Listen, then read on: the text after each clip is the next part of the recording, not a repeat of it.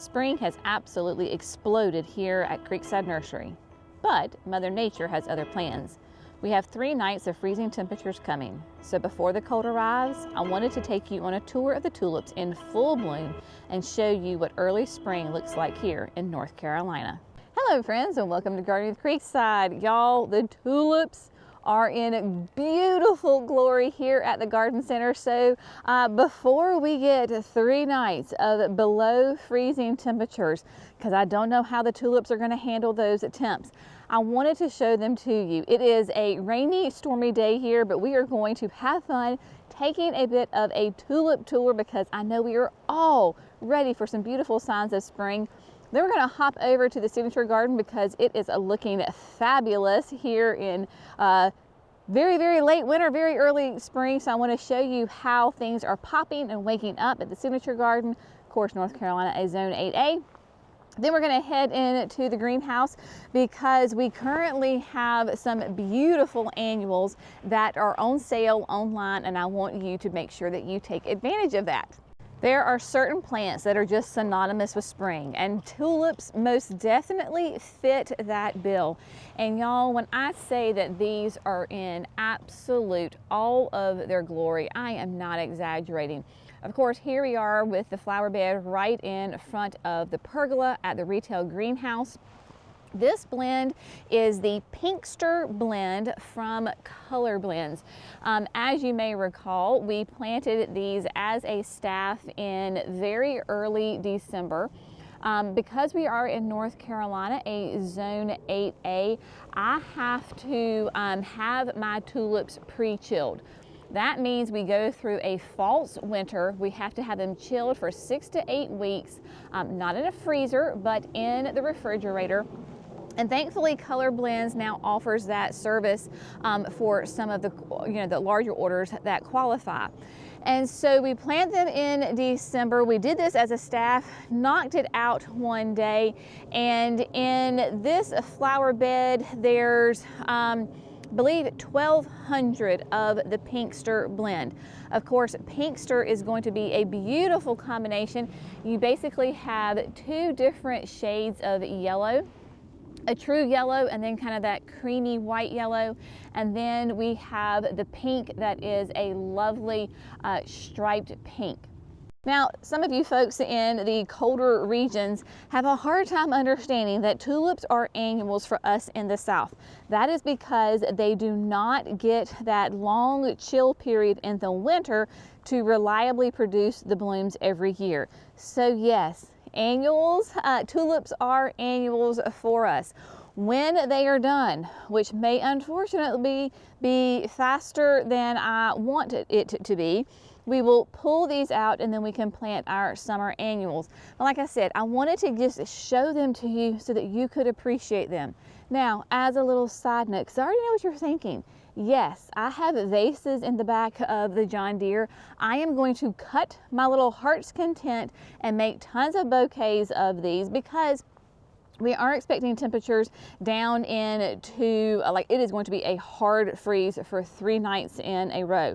And so the ones, especially the tulips that are on the verge of being done, they're not going to last probably. So when we say tulips that are on the verge of being done, this is what I'm talking about, right? So you can see that it's already starting to lose the petals. The one next door is still nice and tight, as is kind of that creamy yellow and the pink. I honestly just don't know how they're going to respond to 3 nights in those really cold temperatures. That's why I want to show them to you before they get zapped. Now, when you plant tulips, of course, you can do it however you want. What I have learned that makes a huge impact here at the garden center is to pick a blend or one color and plant it in mass. The Pinkster blend, of course, gives us those nice, bright, cheery pinks, the yellows, and just is so cheery. You can tell that when we planted these, they are in clumps.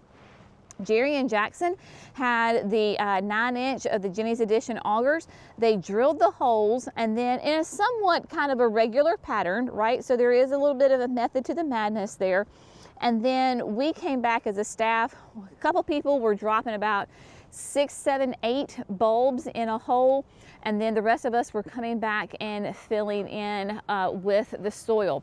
Like I said, that was in early December, and here we are in mid-March, and they're doing great. For me personally, I like choosing tulips that are considered to be a mid-bloomer. That is because the vast majority of places that I am putting my tulips, I am going to be putting summer annuals, and I need the tulips to be done, therefore I can get my summer annuals in. So there is a little bit of that time crunch. I do have a plan, however, for next year. I'm very excited about this. I'll share it with you.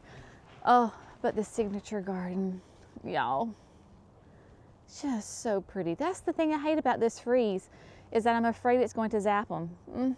Here we go, walking into the signature garden. This is the Much Niceness blend, and Much Niceness is the blend that we did in front of the pergola where we were just at last year. It was such a huge success. People went nuts over it. They just were oohing and awing over these tulips so much. And I said, you know what? We are going to have to do those this year. Much Niceness, I believe, has 6 different tulips in it. Probably without a doubt, the most popular one is this nice pale yellow peony style tulip. Interestingly enough, it's also like kind of the first one to bloom. Then you've got the dark purple, and then you've got the pink in there. They're not all blooming yet as far as the different colors, but just are they not spectacular? Like, look at this. And of course, when you have a blend, you don't know what the different bulbs are when you're planting. So that is the beauty of it, is that you get a mix and match with them. And then I love also that the purple ones are kind of that little bit of that parrot style, have a little different, pointier, sharper petals on them, but just absolutely unbelievably gorgeous right now. If you see some that are kind of already on the end, that's because we've had crazy high temperatures.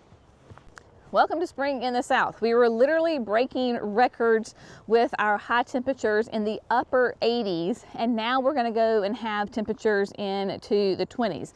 So that is, like I said, life here in the South. Let's just walk through the garden. I'm just going to walk and let you look and enjoy the scenery.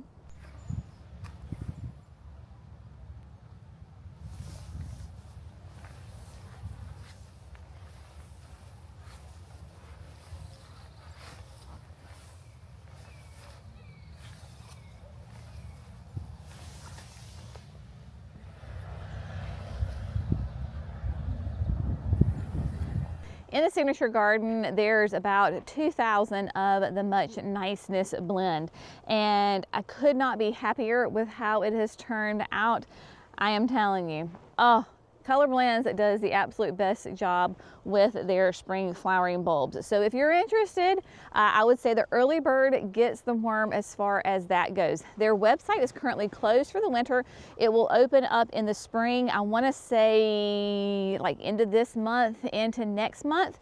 So what you do is you place your order as a pre-order, right? So we all know how pre-orders work. So you place your order, and then they will hold it for you until the fall when it is appropriate for you to plant those spring flowering bulbs. So whether you want to do tulips or daffodils or hyacinths, they have amaryllis, literally just about any kind of spring flowering bulb that you can think of, they have. If your order qualifies of a certain size, I don't remember what it is, y'all. It is on the website.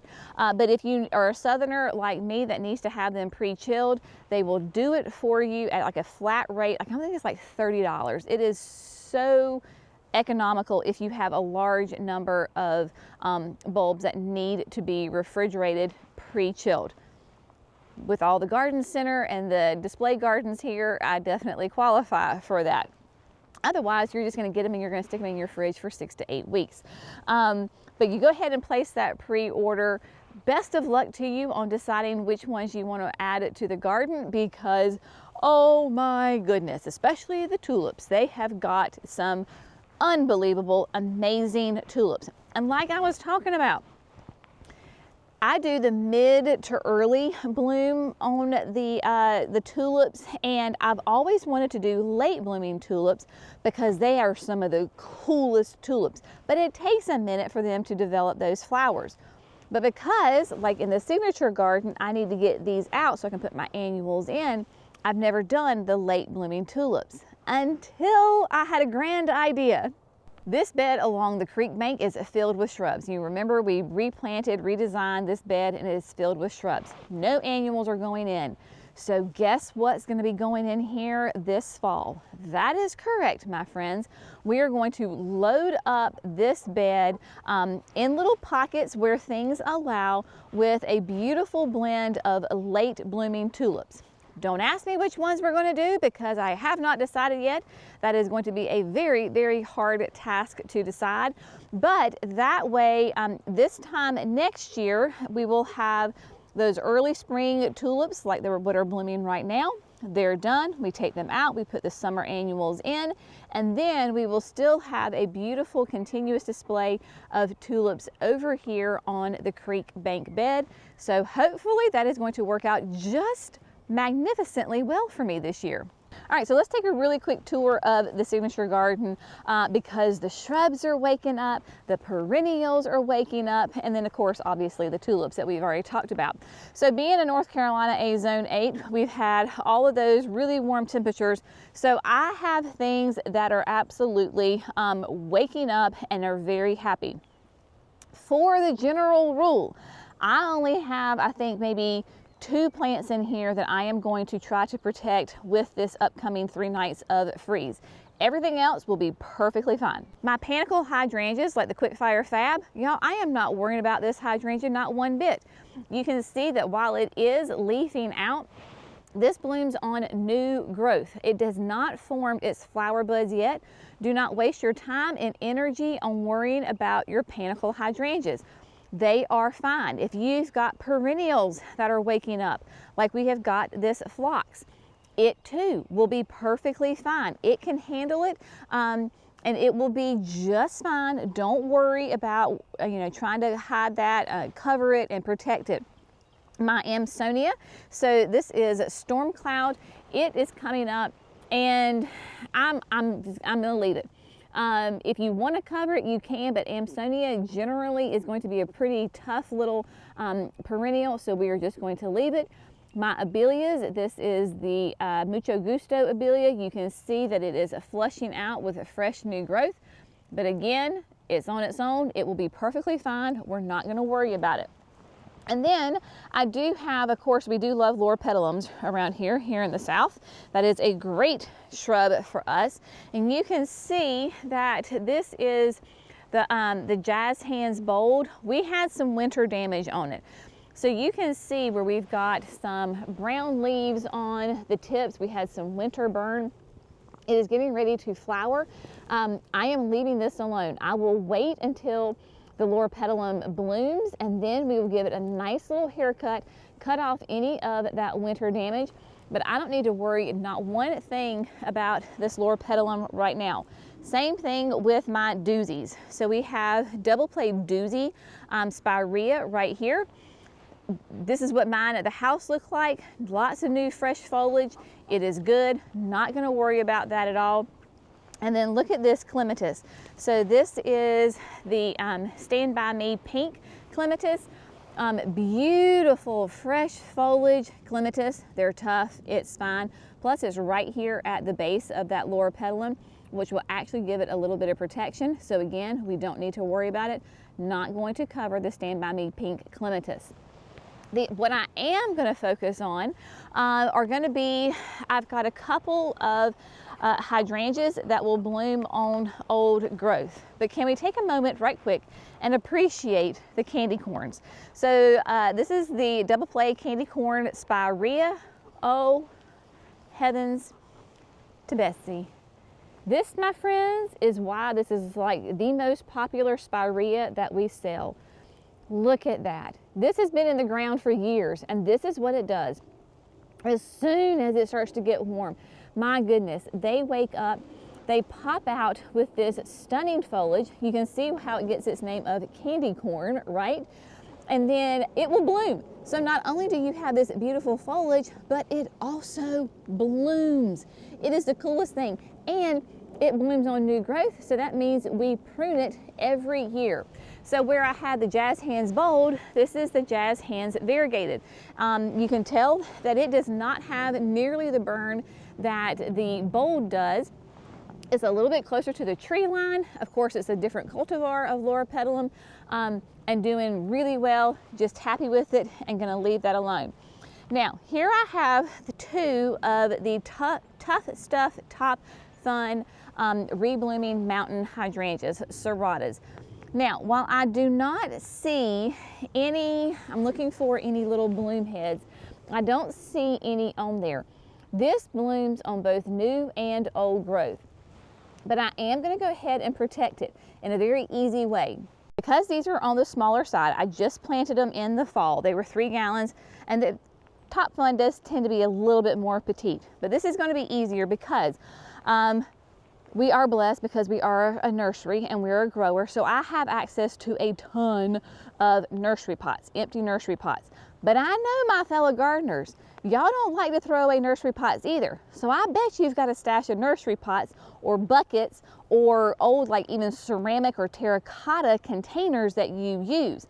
Y'all just take the buckets, the containers, the tubs, whatever, flip it upside down, put it on top of the plant. Now, the thing with this is the cold air is coming in, so we're still getting a lot of wind. So with those nursery pots, you know they're very light, right, when there's nothing in it. So I am going to put a rock on top of it. We actually have like half of a pallet of pavers left over from the front pathway. They're like big bricks, so they will be perfect. I will weight down those nursery pots on top of the Tough Stuff Top Fun hydrangeas.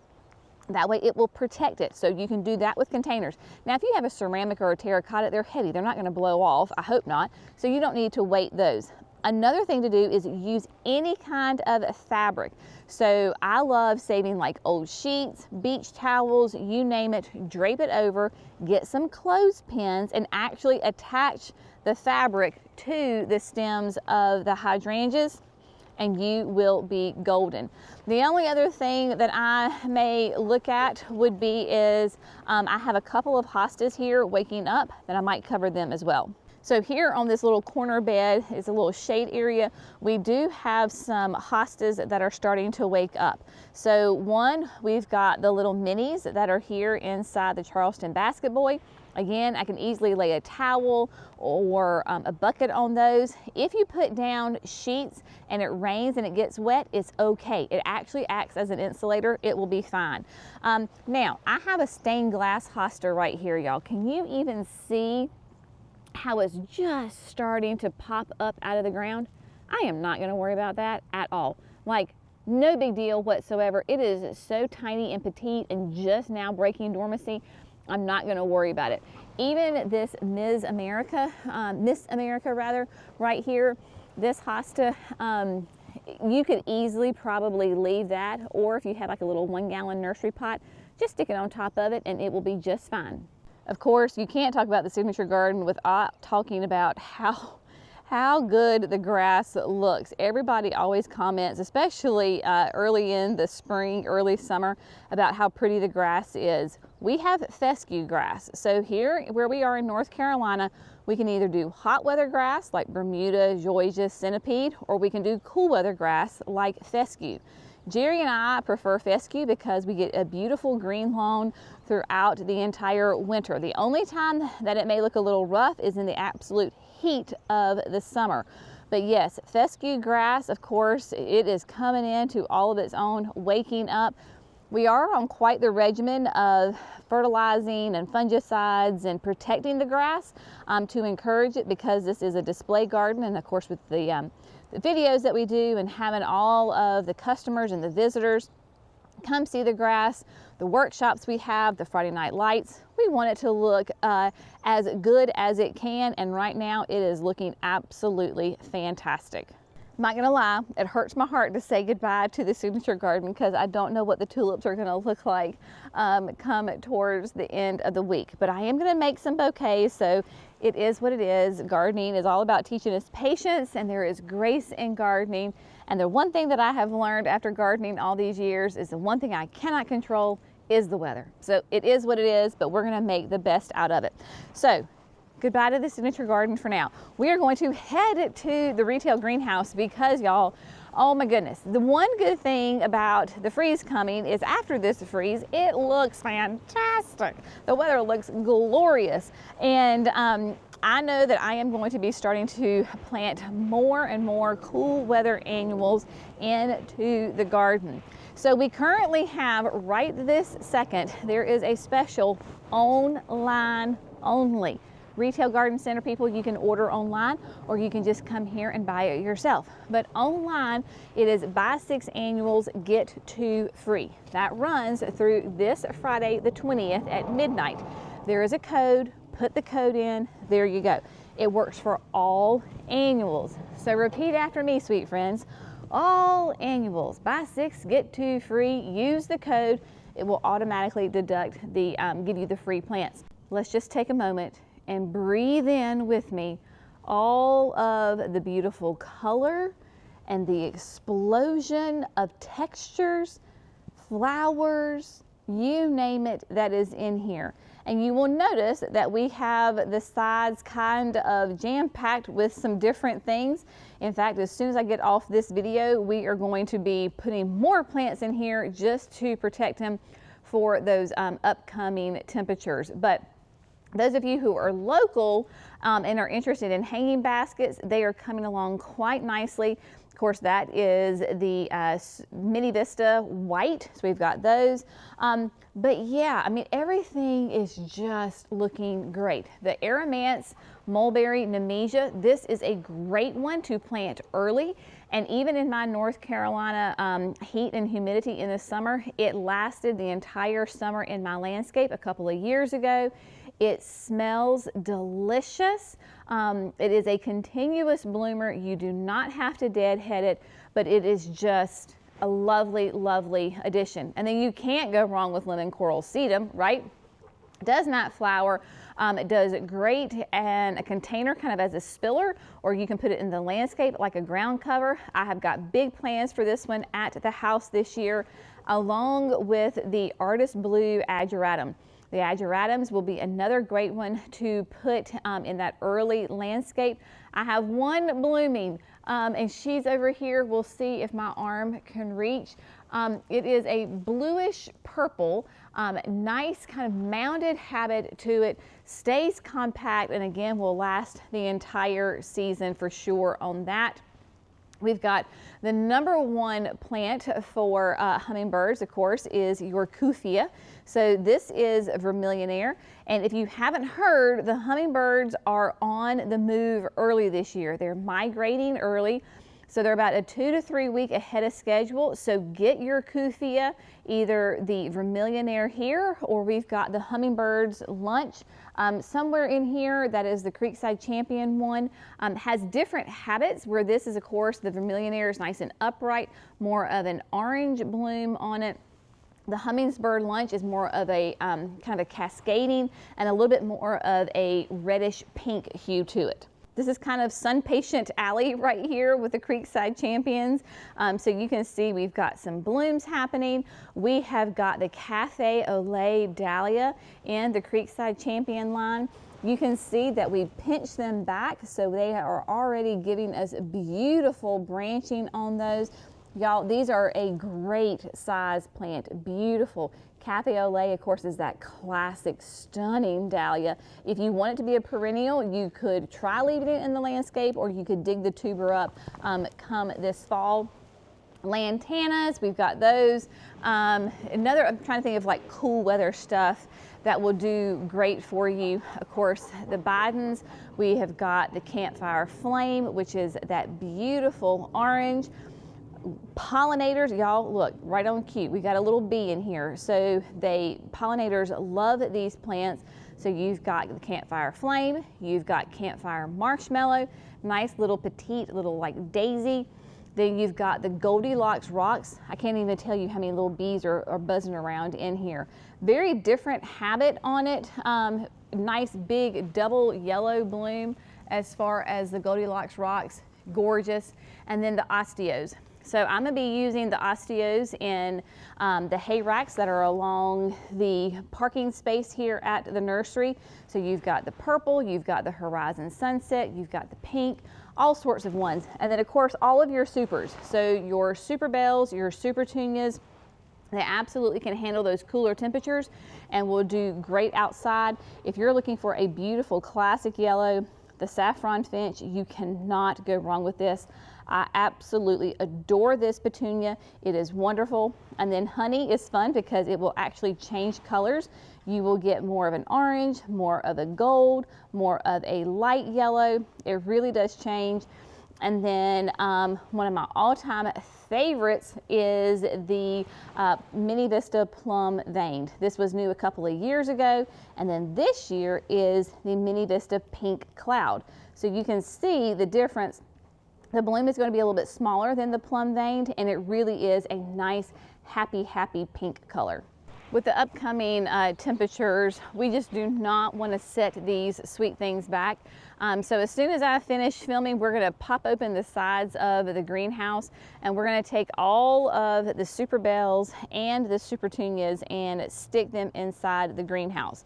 While these temperatures are going to be obviously like a hard freeze, we just don't want to risk losing the flowers. The plants could handle it, but it would more than likely go ahead and fry the flowers. And then as soon as like the temperatures, we have those 3 nights of cold temperatures, they bounce right back up into the 80s. So we're just trying to protect our inventory by moving them inside. So that's why we're moving them. If you already have super petunias, super bells in the landscape, just do the same thing. If it's in a container, bring it in the garage for, a couple of days. They'll be fine. Or if they're in the landscape, just go ahead, and if you want to cover them, you can.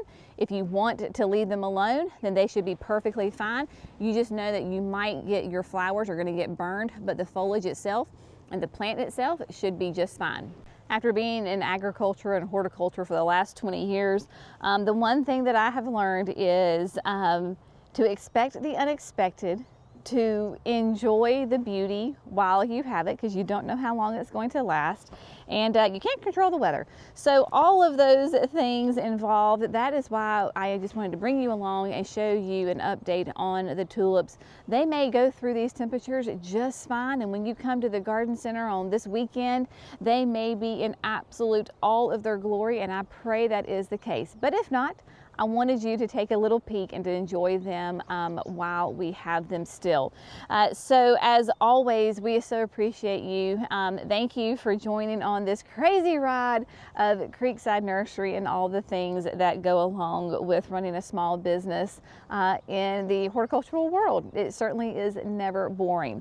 So my friends, I pray that you have an absolutely amazing, beautiful day. If you are a southerner like I am, may this be the last freeze we have. And for my cold weather people, just know spring is coming. I promise you too will have beautiful green grass and spring blooms before you know it. So have fun with the shopping and stay tuned, because like I said, lots of beautiful drone footage headed your way here in just a second. My friends, we appreciate you. We'll see you in the next video. Bye guys.